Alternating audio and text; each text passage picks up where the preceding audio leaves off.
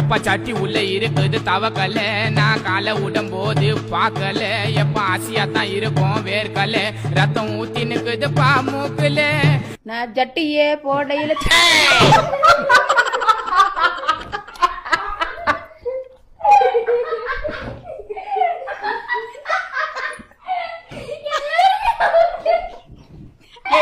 நான் ஜட்டிய போடையில பாக்கல தவக்கல என்ன வரும்